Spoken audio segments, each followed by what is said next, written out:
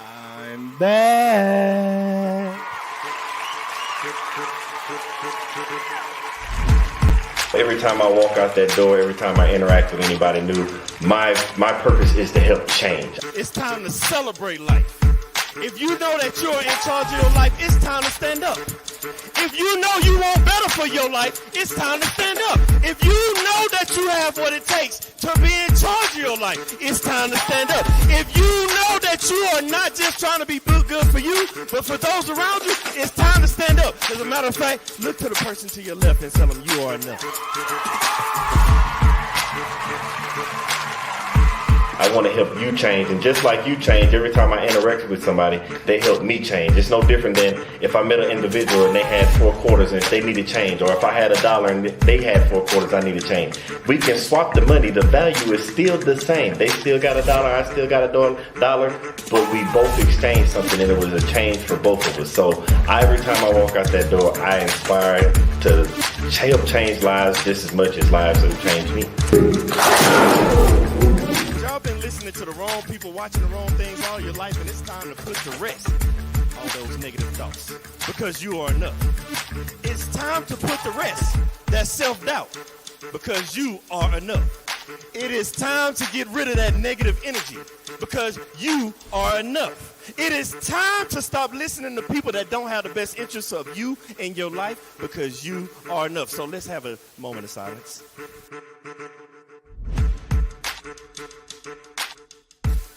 I want everybody to understand that you are the person that's in charge of your life. Everything that you have inside of you to be who you're supposed to be in life. You have a destiny, and that destiny can only be accomplished through you, by you, and only you, with the help of God.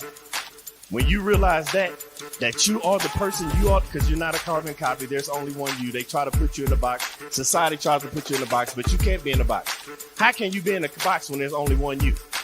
But then they tell you, think outside the box. What I'm trying to get you to understand is there is no box.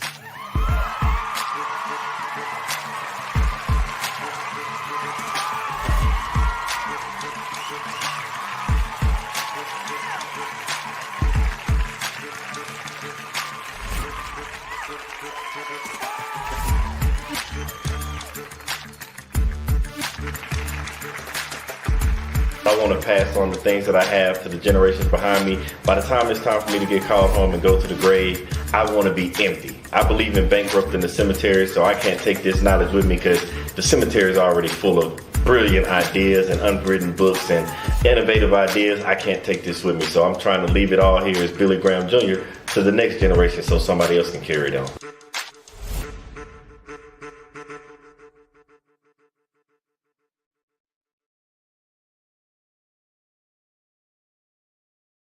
What's up, and welcome back. Man, have I missed y'all. Man, first of all, I want to just say thank y'all for tuning in, because it's a blessing just to be able to talk to y'all.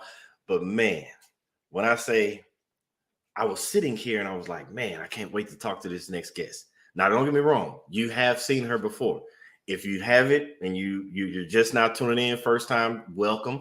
But if you need to go back and check her, episode 39 and episode 7, because she not only dropped facts and gave us different things to live a better life, she kept giving us more and more content of how to grow our life, eat better, live better, communicate better. So now I'm going to bring her on, because we're going to do something a little bit different today that you've never had happen. And it was just something that just touched me to say, hey, with the world we're living in today, how can somebody like this individual help us live a better life? So I'm not going to hold you up anymore. I'm not going to make you wait any longer so we can get this information. I'm going to do my best to pick her mind, because she has some brilliant ideas and brilliant strategies. So I'm going to bring you on the one, the only, the amazing Miss Raven Thizzle. Hi. What's going on? How you doing? I'm doing good. Thank you so much for having me back. No. Thank you for taking the time to come back. And just a quick snippet, bring it all together for those that are just now tuning in. This is their first time. Can you tell everybody, who is Raven? Wow. Okay. Well, first and foremost, I am an authentic being authentic. So what you see is what you get every day, including tonight on this show. I am a lover of life. I'm somebody who is open to all types of different experiences. I love people. I love learning about people, and I have met Billy and his wife when I was living overseas.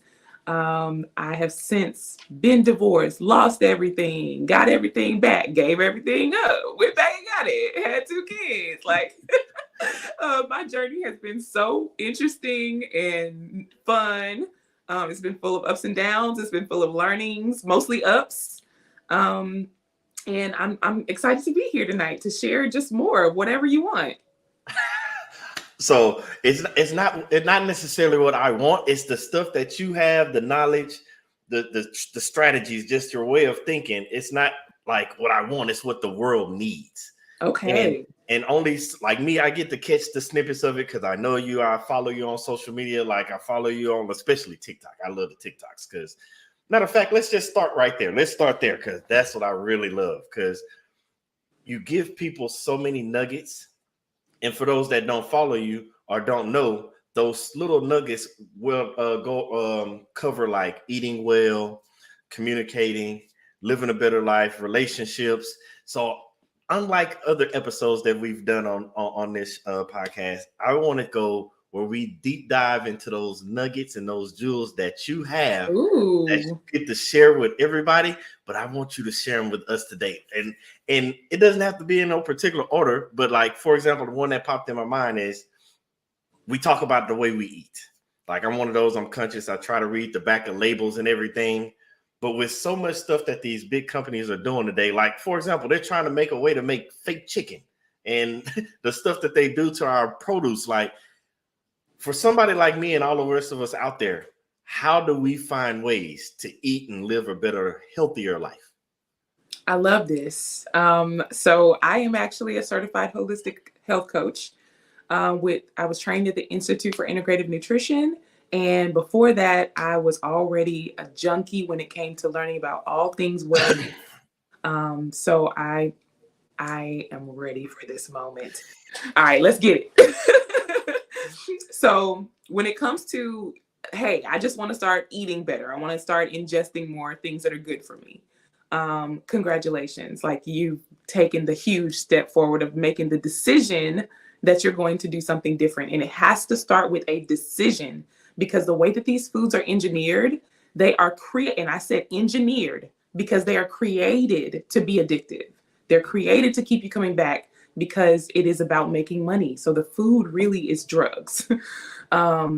So I would start not by saying that I'm going to, unless you're somebody who just is a disciplined person. If you're a disciplined person, then yes, you can come in and say cold turkey, I'm not going to do this and not going to do that.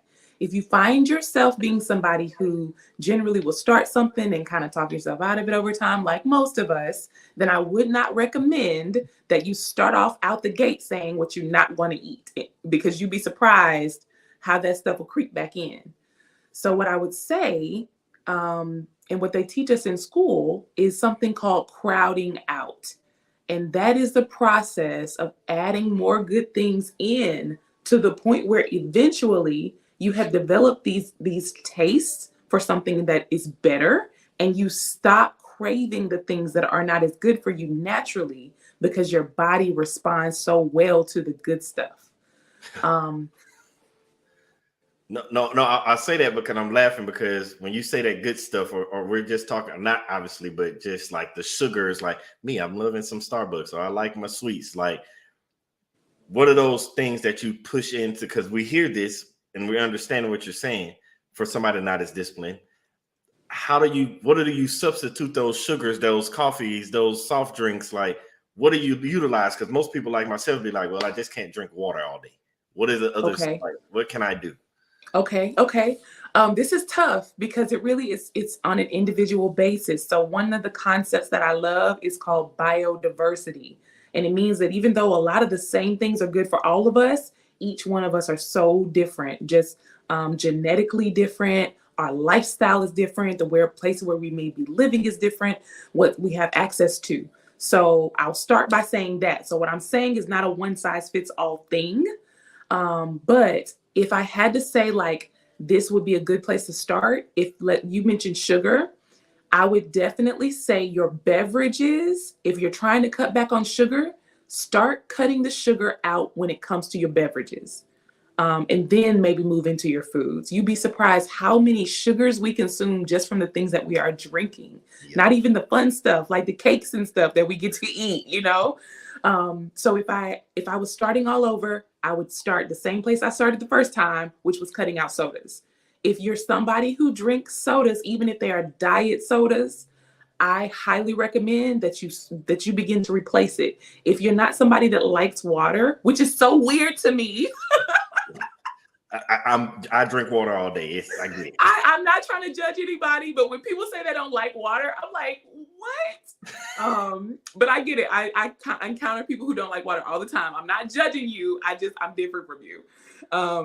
So if you're not ready to jump straight from soda to water, start with juice. But when you choose your juice, this is your first opportunity to start choosing more thoughtfully and intentionally. So don't go straight for the Welch's. Don't go straight for the juicy juice.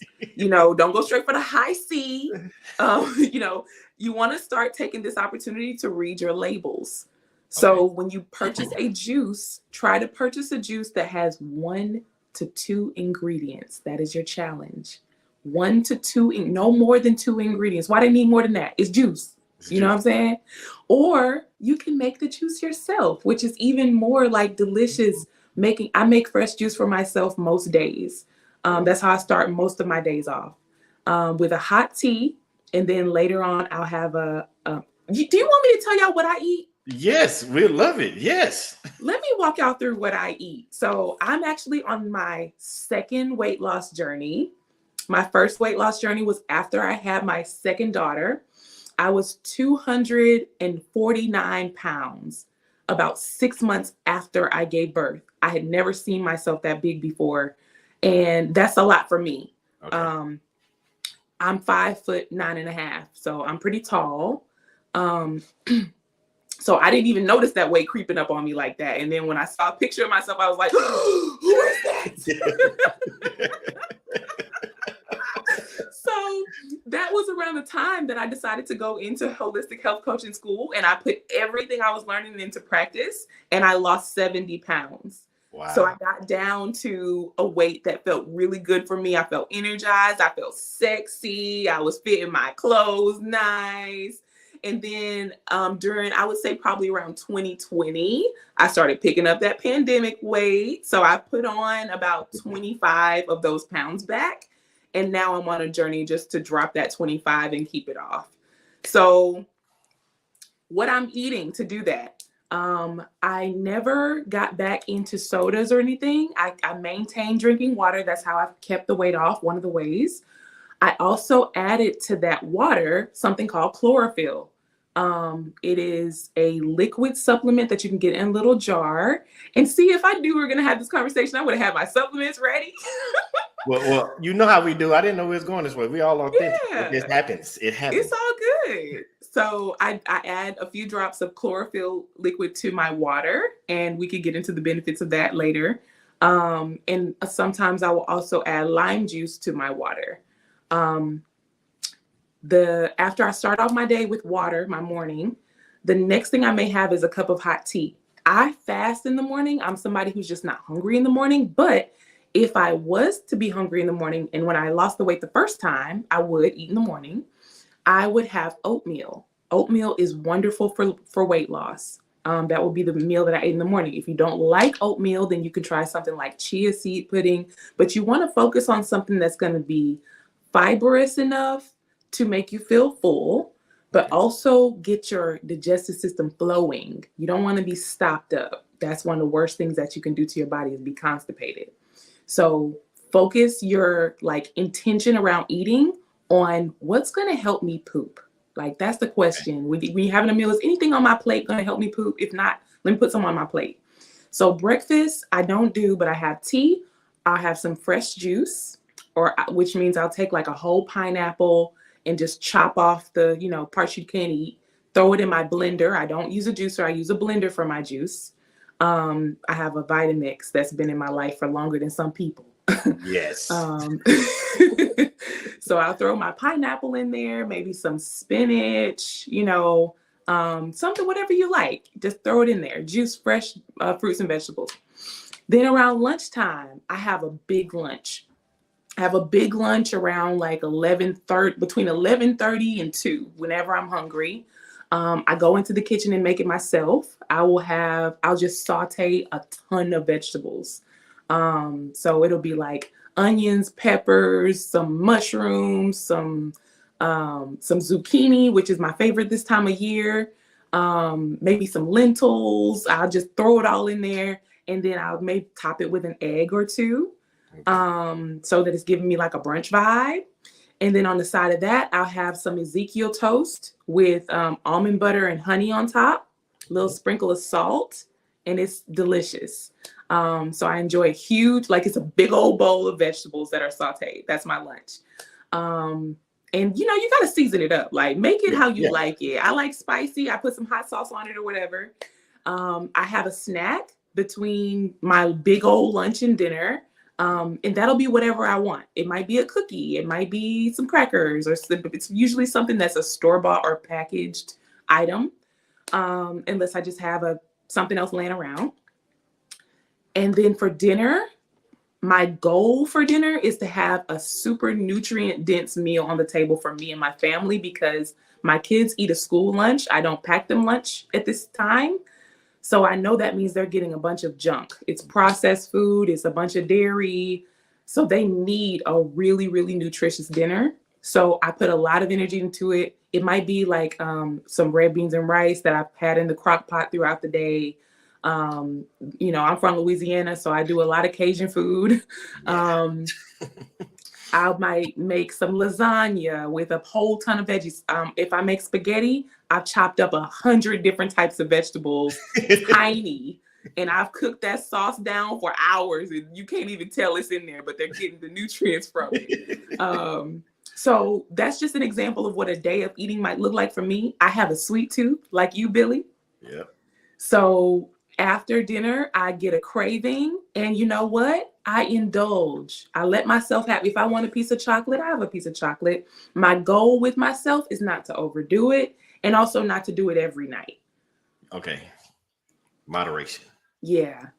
So, because basically what I'm hearing, because everybody heard the saying of shop like the outside of the grocery store, because once you start going down the aisles, that's where all the processed stuff. So you basically sound like your meals consist of, I'm shopping the outside of the grocery store, and I might dive in there in the middle just for a pack of cookies or something like that sweet. Just one or two things, not very much, but in moderation. And that's what you're using, because we hear all these different ways of, take this diet and follow this. And that thing you said, we go and we try to jump all in and we can't stick to it, versus it sounds like, based off what you're telling us your diet is, I don't even want to call it a diet. Let's just say your eating regimen, because you're basically saying, I'm going to eat like this and I'm going to consistently do it. You didn't do anything drastic and I'm just getting rid of all the meat. I'm just going vegetarian out the gate. Like, actually, I did. Oh, you did? Yeah. Okay. So what I tell other people to do is not what I did. I did this for health reasons. I don't eat meat. Oh, wow. And I have on and off, I don't eat dairy either, but I do have dairy sometimes. Okay. I'm more likely to have a little dairy than I am to have meat, but my reasons for going cold turkey with it are for my health. Okay. So this is great. I think this is important to talk about. And thank you for letting me just go, Billy. I always feel like I can just be myself and just get it all out. I like to talk, so this is great. We need it. But this is really valuable, and I've been wanting to do a YouTube video about this, about why I went vegan.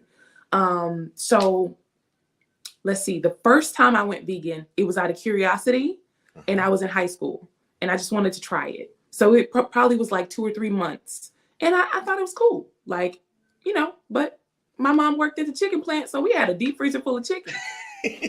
So I was in there whipping up the stir fry with the chicken. So, but even then, I was always conscious about those things. I had people in my family who were very sick. And I just wanted them to learn. I wanted to learn how to live well so I could help them live well.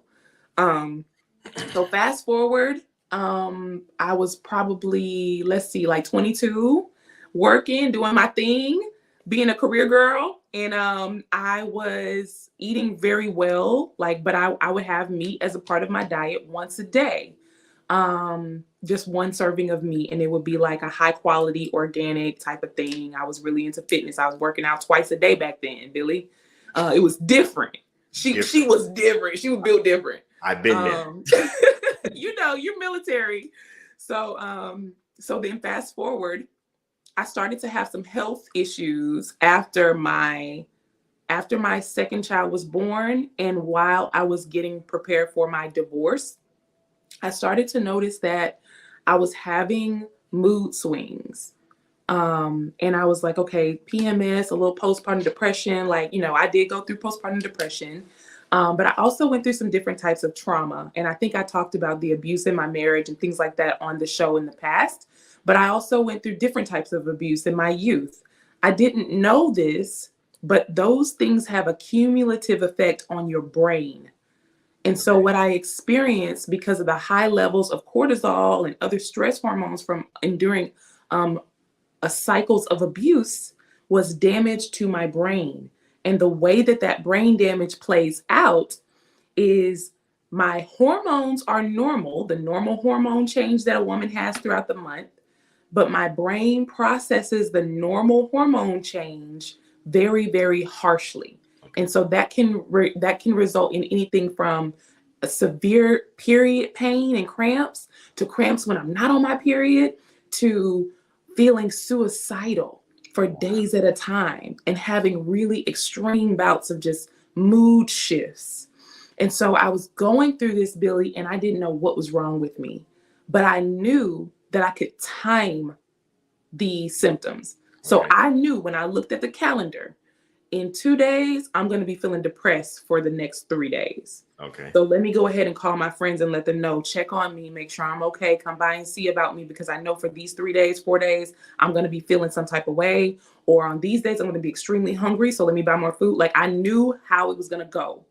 So I finally got a great therapist, and we discovered that what I have is called premenstrual dysphoric disorder, PMDD. It's not like PMS. PMS is a hormonal imbalance. So your hormones are doing way more than they're supposed to do. And you may have mood swings, you may have hard cramps, but you're not necessarily going to have suicidal ideation. Yeah. And you might not have it's not going to feel like you're doubling over. When you have PMDD, it is a brain and mood disorder. Okay. So it's different. So when I discovered that that's what was going on, I said, well, I wonder if I cut out animal hormones from my diet, would that help my brain to process my hormone changes better? So the first thing I did was cut out meat and dairy, because that's nothing but animal hormones and everything that they inject in the animals. Okay. About 2 weeks after I cut that out, I noticed that I was feeling great. I wasn't feeling sluggish. At the height of at the height of my symptoms, Billy, I could not even carry a conversation with someone. Wow. You hear how you and me are talking. Imagine me not having not being able, by the time you finish what you're saying, I would have already forgotten it.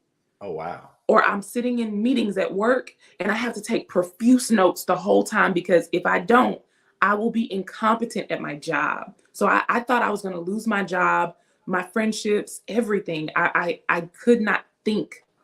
So 2 weeks after cutting those things out of my diet, I was like, well, wait, where's the brain fog?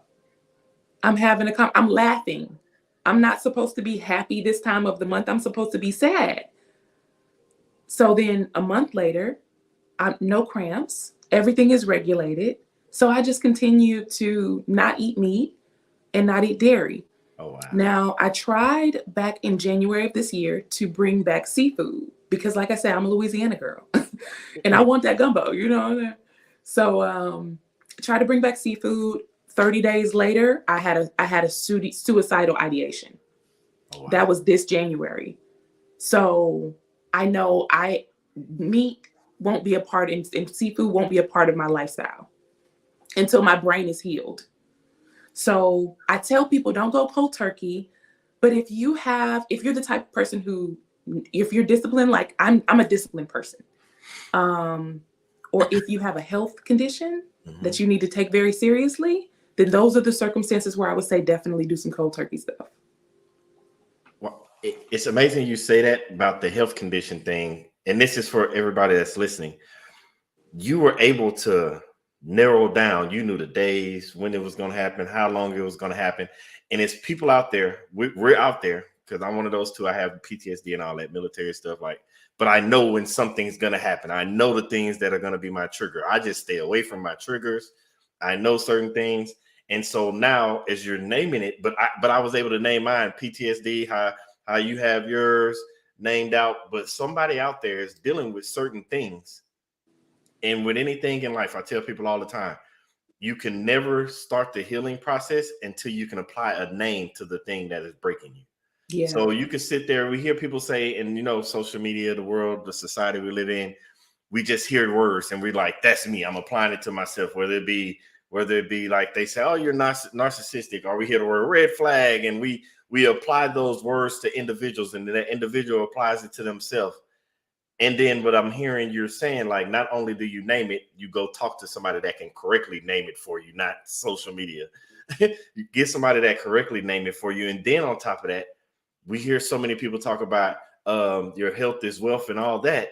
But you're telling me the foods and everything that you're eating also trigger the things, the emotions, whether it be suicidal ideations or those triggers. And I'm sitting here and it's just blowing my mind, because the world that we live in today, we see this is mass shootings. Now, don't get me wrong, the school shootings and everything, praying for those families, those lost loved ones, the mass shootings, the things that we're going with wars. People you just see it like, why did they randomly walk up and kill somebody? Or like, why are they doing this abusive thing?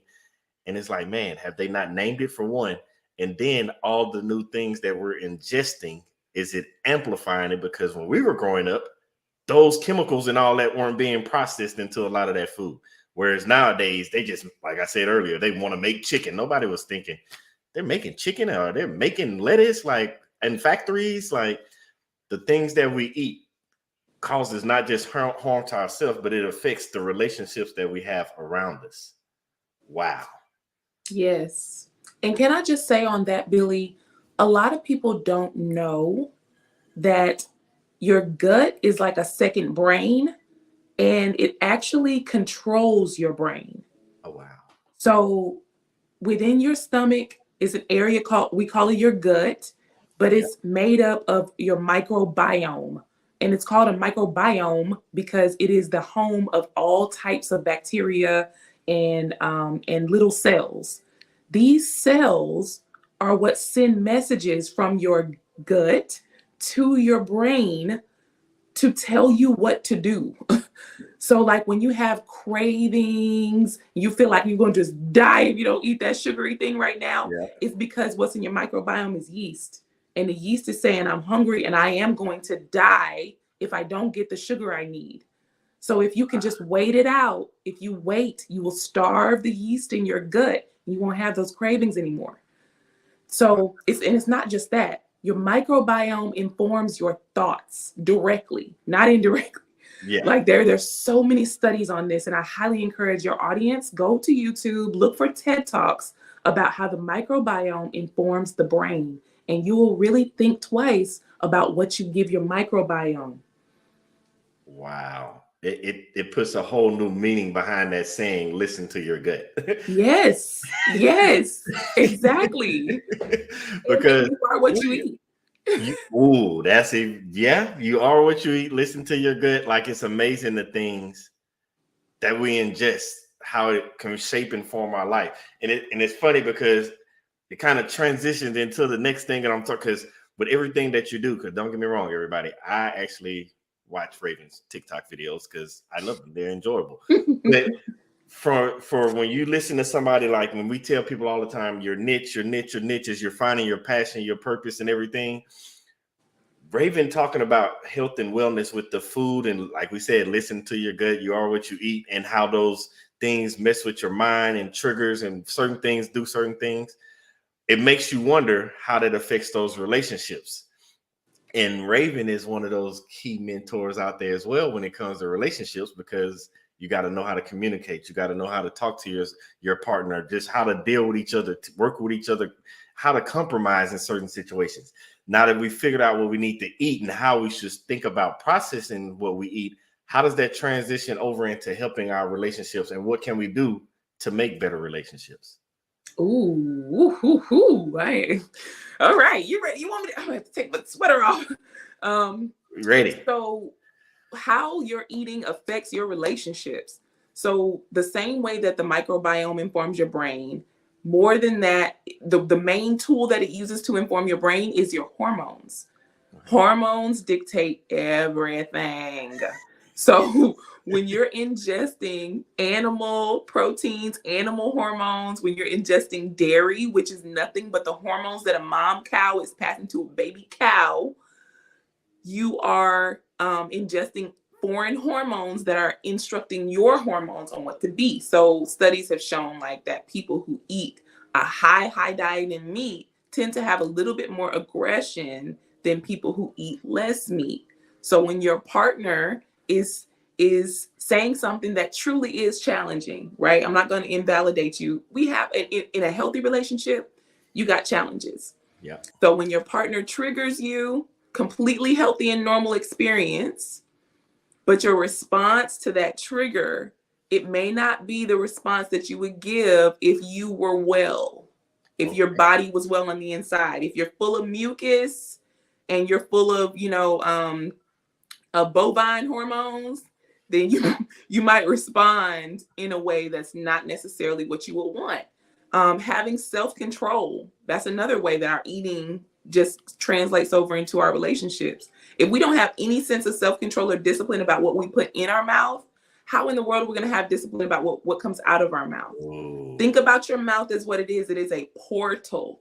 So the things that we ingest inform the cells that make up our body. Literally, we become those things because the cells from that translates into the new cells that we create. We can only create new cells based on what we have taken in. Okay. So we become what we have eaten. What we have brought into our portal informs this being. And then what comes out of this portal does the same thing to the world around us. Yeah. What comes out of our mouth has the power to transform the things, the people, the cells that are all around us. So when we are careful and thoughtful about what goes in, I believe it makes it that much more accessible to have self-control about what comes out. Ooh, so that's a good one, because when you control what goes in and what comes out, and then when you focus on that let's just say communication, because that portal, what comes out, what are those? Now, say I'm ingesting and I'm getting everything right. How do I work on that communication piece? Because I might ingest it, but that doesn't mean it automatically taught my brain how to communicate properly in that relationship. Of course. Same way you say you can't just automatically pull certain foods and go cold turkey, and you got to ease your way in. If I'm easing the way that the food goes into my portal and I'm getting on the right path, what are those steps, or what are those part of that communication that comes out of my mouth that I have to work on to be a better communicator for my partner? Okay. So it depends on where you're starting. For me, I tend to over communicate. Okay. And I am in love with a man who tends to under communicate. So we're starting on two ends of the spectrum here. Both of us willing to learn and grow, right? So that's the first thing. Same thing with your diet. Like how I started off by saying, have you made a decision? You have to start off with a decision. So when it comes to your communication in your relationship, start by asking yourself, have I made the decision that I'm willing to do what it takes to be well and to have a healthy relationship with this person? Because having a healthy relationship with one person, you'll have to learn different things than you would with a different person. So am I willing to learn what it's going to take for this person? Have I made a decision? Once you've made the decision that I want to learn how to have a healthy relationship with this person, from there, you can determine, am I communicating too much, too little, or am I just not communicating in a way that they understand? Am I not speaking their language? Okay. And do they need help speaking mine? So that's where you start. Now, once you know the answer to that, I recommend doing some chakra work. Like, for example, if you are somebody who, I'll use myself, over communicating, my throat chakra tends to be overactive.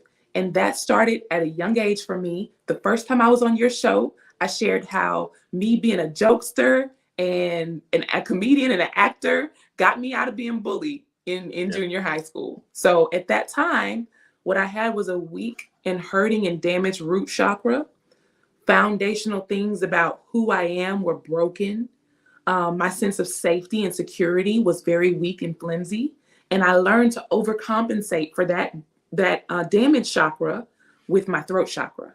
So I had to do some chakra balancing work that is ongoing for me.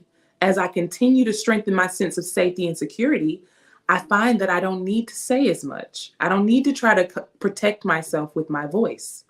So that was my work and my journey, but yours may be different, right? So then for my partner, if he were here, he would tell you he has maybe an underactive throat chakra at times. And that can be a point of contention as well. Why you ain't saying nothing? Know what I'm saying? So for him, maybe I'm just conjecture here. If I was to use myself and he's the opposite, let's say his root chakra was damaged in such a way that he felt that he could not use his voice or should not use his voice. And so as he continues healing, he may feel more and more empowered to speak. Okay. So the pathway for us is different. Me, I take vows of silence. Those vows of silence are healing times for me because in my silence, I can really hear myself and I can answer those questions that I need to answer for myself that are healing to that root. For him, I would not recommend that man take a vow of silence in Jesus' name. Okay. For him, maybe he might need to take 3 days where he just says whatever he's thinking, even if it's, where he said, I might say, baby, don't take it the wrong way. I'm not speaking for the next 24 hours. So let's communicate, let's cuddle. Let's, I do a little sign language. I'm still going to cook with you. We go on a date, but I just won't be speaking. I'll be listening. And he might say, babe, I don't want you to take anything I say for the next 24 hours against me. I'm just going to be practicing letting things out of my mouth. I'm going to just let it fly. And I have to prepare myself like, okay, he might say some shit I don't like. Yeah. But I want him to heal. So, even if you have to, maybe you don't need to say everything in front of the person. Go in your closet, say it, but maybe say it elsewhere if you need to, use a little tact. But I would say that's a place to start is identify where you are and try some things on the other extreme to get yourself a little more close to the middle. I love how you said that because that's showing working together, knowing that the balances between you both in a relationship, like your strong point, your weak points, and his strong points and weak points, and how you make each other better. And then you mentioned in there about when we go to cooking or go to dating. So now we're communicating because I want people to understand communicating is just not what verbally comes out of your mouth. Communicating also involves that active listening. Communicating, as Raven just hinted at, involves that cooking together, that going out on dates. So can you elaborate on different ways that are not actually coming out of your mouth or actually having to hear things from others? Can you show other forms of communication or explain other forms of communications that's possible, like cooking, you said, with your significant other? Yeah. Okay. This is fun. So we are also, okay, the cat is getting out of the bag right now. I'm making this announcement on your show. Ooh. My significant other and I are both certified relationship coaches now. We went through a relationship coaching certification class together, and we both have our certifications in that now. So as a part of that, we help couples with intimacy. And that's one of my favorite things. So when you talk about these different ways of communicating, what I hear you saying is, how do we foster intimacy in the relationship? Because when you're moving away from just your verbal and you're adding in these other communication styles, you're building intimacy. So intimacy consists of, according to my mentor, Dr. Kim R. Grimes, who you've also had on your show. She says hi, by the way. Fun, friendship, forgiveness, love styles, and love making. That makes up intimacy. Fun, friendship, forgiveness, love styles, and love making. So the other ways that you communicate, having fun together, like just laughing, finding something. You don't have to be talking and laughing. You're just watching a comedian and laughing, or you see something funny that a funny meme, and you share that laugh with your partner. You're fostering friendship when you do that, and fun when you do that. The next one, friendship. So intentionally doing the things that you would do with your friend and treating your partner like they are a friend. This is a cool thing that somebody I know does in their marriage that I've just always admired. They have something called BFF mode. And it's when they're really upset with each other and they feel like they can't talk to each other. What they'll do is say, let's go into BFF mode. And they'll talk to each other about each other as if they were talking to their best friend about them. Oh, wow. So they'll say, all right, babe, let's go into BFF mode. Let me tell you what this man did. Basically, he showed up at my house without, but you're talking to your partner, and your partner has taken off their relationship ears and put on their best friend ears. Got it. Wow. So that's fostering friendship in a tense moment. So fun, friendship, forgiveness. This one, I'm learning it all over again. I have been single for 5 years before this relationship. And so dating was just a matter of, oh, I don't like you, I don't talk to you anymore. Or we had a conversation that we both didn't like. Guess what? Bye. There's really no need for the forgiveness thing, in the romantic space for me for 5 years. So then when, I've made the decision to be in a committed monogamous place with this person, obviously there's going to be conflict at times, or sometimes you hurt my feelings or I hurt your feelings. And in that space, I gotta like get to a point where I want to hang out with you again. Yeah, exactly. So forgiveness is that ongoing like grace, understanding that you're not going to be perfect. And I've already accepted, like I've observed you enough to know these are the areas where we might rub up against each other. Yeah. So I'm deciding in advance that when those things happen, that I'm not going to throw you away or abandon you when that happens. I'm going to stick it out with you. I've made the decision to heal together, so it's revisiting that. And we have to make those decisions over and over and over and over every time something happens. That's the forgiveness part. So that is a type of communicating. And then love styles. So people talk a lot about like the love languages, and I think they're great, and I think that there's a lot of depth there that people don't explore. The love language that you give love in naturally may not be the same one that you receive love in naturally. So it's important to like understand that. The authors of that book also made like forgiveness styles book as well. I haven't read that one yet, but I heard it's good. So love styles, understanding what makes you feel loved, but also what am I excited to do for you and with you? When I was on the dating scene, one question that I would often ask was, what do you want to give? So if you're single, you're dating people, ask the person you're on a date with, what do you want to give in a relationship? Just what's pouring out of you, what overflows from you. And then, you can determine, is that something that I want? Do I want that? You like to give a lot of attention? I don't really like a lot of attention, if that's you. Yeah. So get clear on what you want to give, and then get clear on what do you love to receive.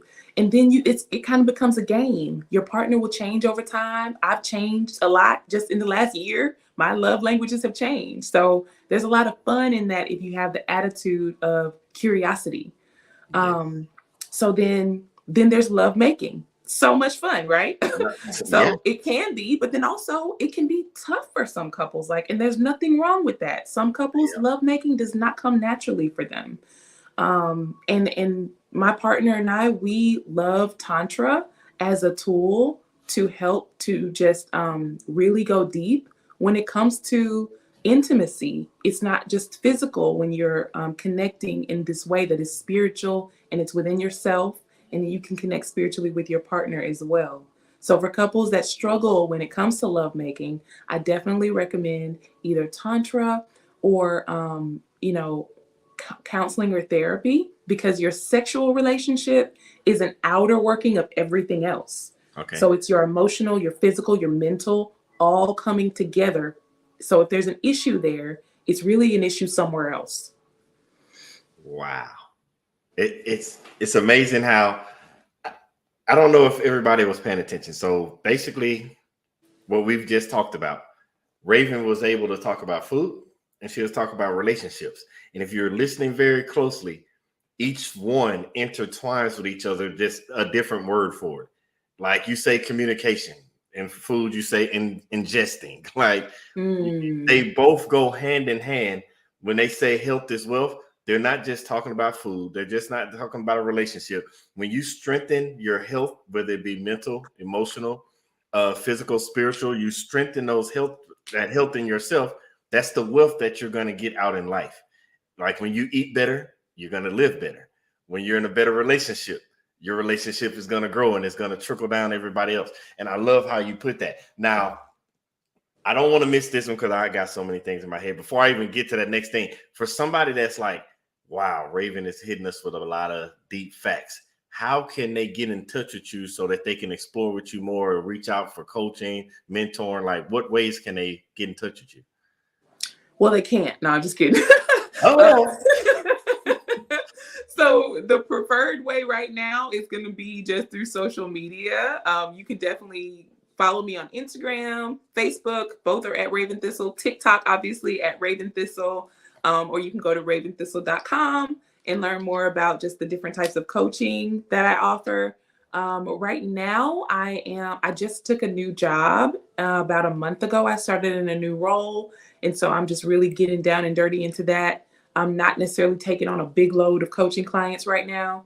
But I don't mind talking to you if you need some help. I mean, this is why I'm here on this planet. So I don't need a formal, coaching thing with anybody right now. But if you need some advice and support, you can probably find it there. Now go to my TikTok, and if you see content that, you're like, I want to learn more about that, leave a comment and I'll make more videos about it. Like I'll just keep doing that. and that's why I asked that, because I know for me, I've learned so much just watching the TikToks. And I say that because every day we're growing. Every day we're trying to be better. Everybody wants to be better and get better in life. Like, for example, you're doing all this great stuff for people, and you just said you're taking on another role. And I say that because people think that, oh, I found this one thing, I'm not leaving it, I got to stick with it. And in life, you grow. You learn something new, you go on something new. So I say that to transition to, for first of all, congratulations on the new role. And two, for everybody that hasn't seen it, go back and watch the episode 7. That was when Raven first came on. And then you go watch episode 39, I believe. And now we're on this episode, you can see the evolution of growth. The reason I tell y'all to go watch that, because as we transition to this one, congratulations on the new job and everything. What is this new thing and new field that Raven is diving into now? Thank you. So I'm really excited about my new job. I actually love it. I loved my old job too, my last job. So I was working diversity, equity, inclusion in HBCU spaces, mostly with professional sports. I helped to found the Doug Williams Center for the study of race and politics in sports.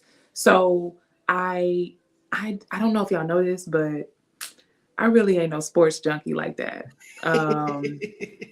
So to be honest, I always felt like I was behind the 8 ball, even though we accomplished some amazing things with the Doug Williams Center. And when I look back, I'm just really proud of, just somebody who came in without a deep knowledge of sports.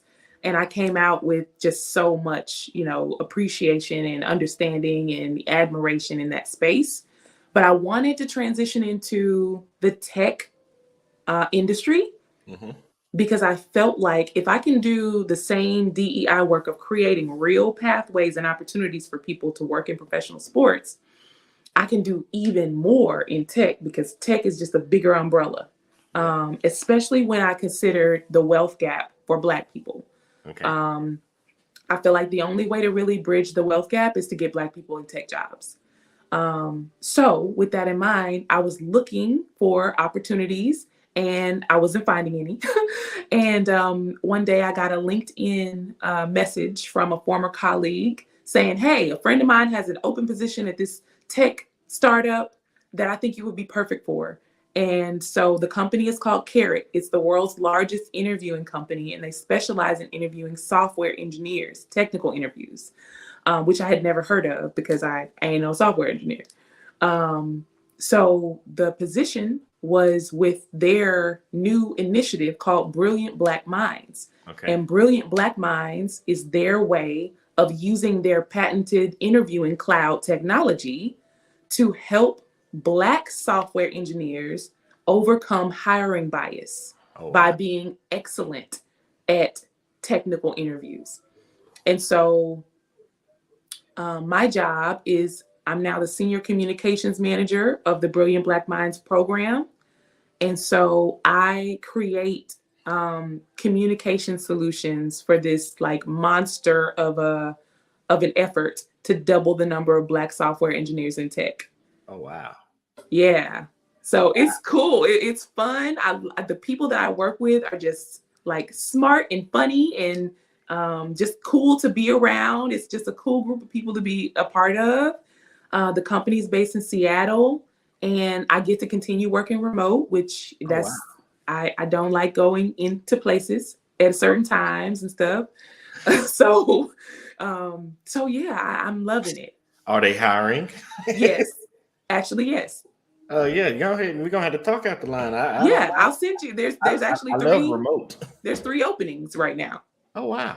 Yeah, I'll share them with you. Sounds like a great idea to me. Yeah. Because me being retired, like I'm like, I don't mind doing stuff. Like I got other stuff that I do, but it's like I get what do they call it? After retirement so long, you're like, okay, I'm bored, but I'm not bored. I got stuff I can do, but I don't really want to go out in the world and do it. Like if I can sit right here in my house and do it, it'd be great. Like, because military, you ran around the world all my career. So it's like now that I get to feel the sitting still, and God has blessed it where the retirement and everything takes care of everybody. And it's like, you don't have to go nowhere. But if you get bored, you can do something. And it's like, but if I do something, I don't want to go anywhere. That part.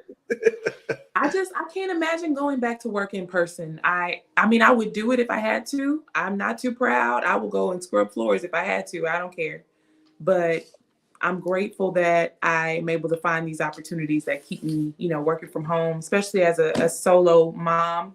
Yeah. If my kids are sick, I don't have to miss work. I can take care of my kids and be present for my job. Wow. That's amazing. I'm just so happy for you because so everybody's already know we met back in Italy, but I love when I get to watch not just people succeed, but watch the transition of greatness happening. Because we hear and we watch on social media when people pop up and we just see the great part. And it's like, well, how did you get there? What happened? Like what transitions, what phases? And they're like, oh no, I just did this. And it's like, well, there's more to it. What was that? And that's why I love having you on, because not only have I got to see it, but just from talking to you, you have talked it, especially for the third time, you're showing us this transition and you're continuing to develop and evolve and get this greatness. And I'm like, yes, this is what it looks like.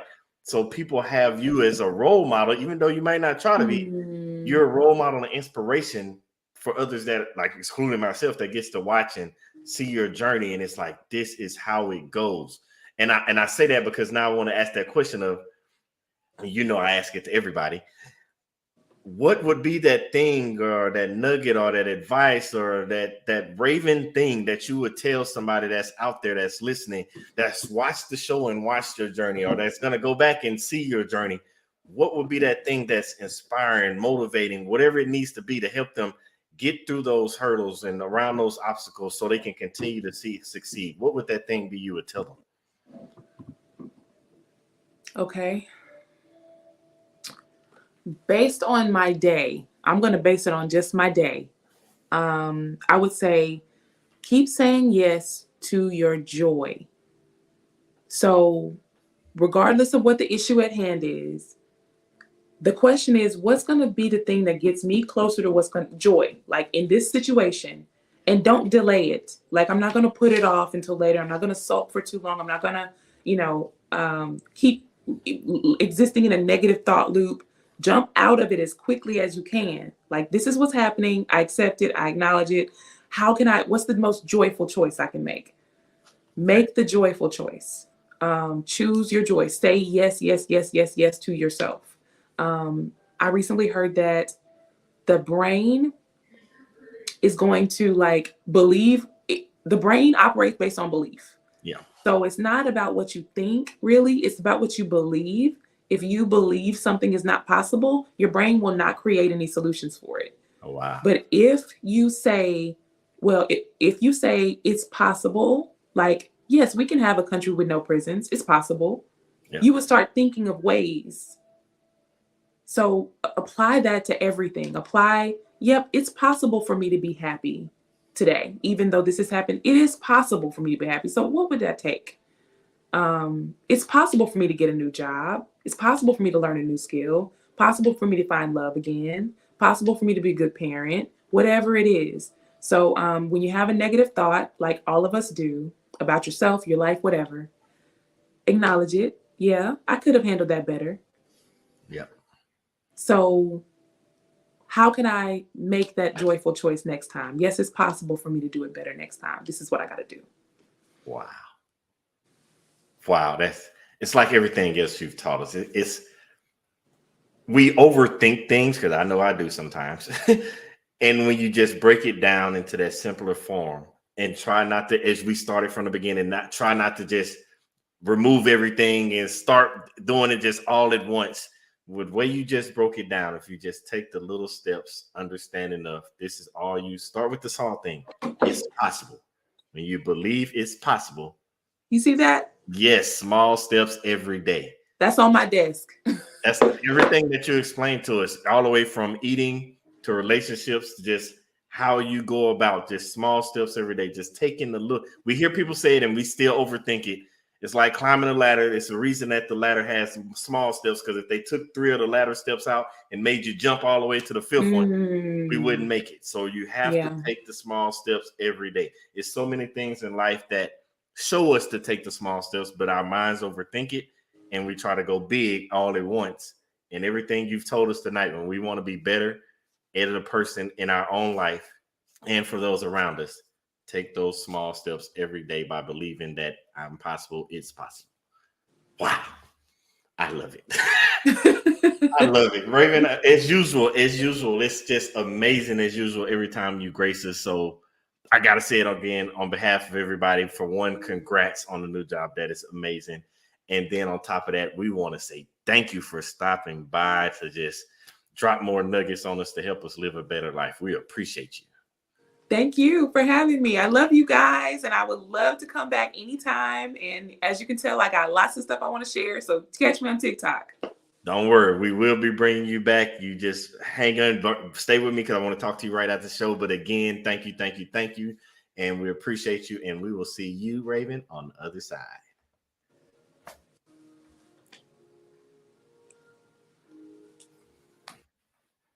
Man, I hope y'all got something out of that, because I know I did. I've already tried. I've started really my eating better, living better, being a better husband, a better father. But those tips that Raven just gave, it's just icing on the cake to keep doing a little bit more to be a better person every single day. All you have to do is remember, try to do more and be better than you were yesterday. Man, it was amazing. I loved it. I can't wait to have Raven back on, because, again, we're going to pick her brain every time she comes on so she can keep dropping us nuggets. Again, I thank you for tuning in. Can't wait to see you next week. We got an amazing guest, and it's the same time every Thursday, 8 p.m. Eastern, 7 p.m. Central, and we look forward to having you. But until then, we're going to miss you. I can't wait to talk to you soon. And remember to every day live in your purpose, with purpose, on purpose. Thanks for tuning in. See you next week.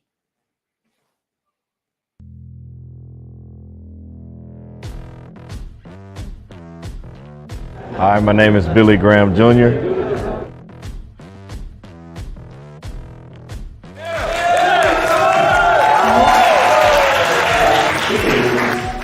Growing up, everybody thought I was going to be an actor.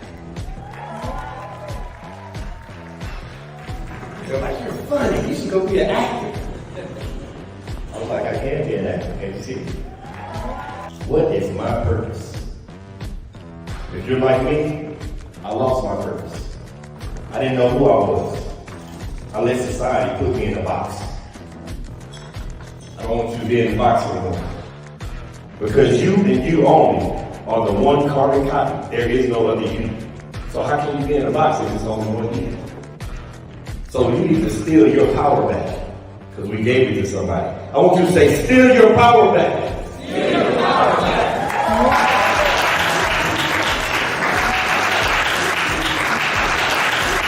Mr. Graham said, I am an original, I'm not a photocopy. You are where it begins.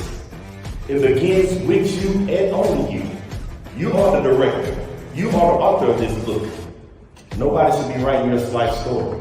You are the winner. See, a lot of us, we get caught up in wondering when we're supposed to do something, why we're supposed to do something, where we're supposed to begin. But I'm telling you, you are the author of your book, and that's all that matters. My time here in Kenya has been amazing. Everybody has welcomed us with open arms ever since we landed. Nothing but hospitality, nothing but family. We felt like we were home.